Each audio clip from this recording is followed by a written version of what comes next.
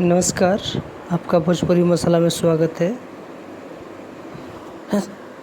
हम बात कर रहे हैं भोजपुरी की सुपर एक्ट्रेस मोनालिसा के बारे में।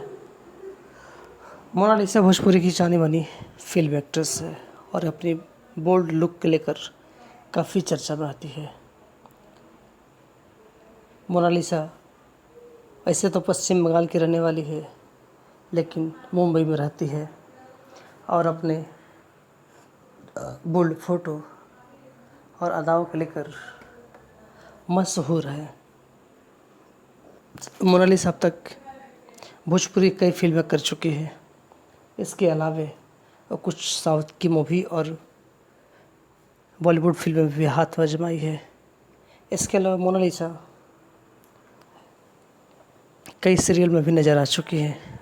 मोनालिसा बिग बॉस में भी जाकर चर्चा में आई थी और मोनालिसा ने बिग बॉस में ही शादी की थी, जिसके बाद मोनालिसा देश में कुछ ज़्यादा ही फेमस हो गई।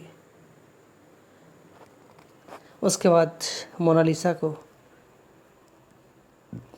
बॉलीवुड से लेकर सीरियलों का मिलने का सिलसिला जारी हो गया। मोनालिसा भोजपुरी कई एक्ट्रेसों के साथ और एक्टर के साथ काम कर चुकी है, लेकिन जब भी काम करती है वो अपनी बोल्ड अदाओं को लेकर चर्चा में रहती है।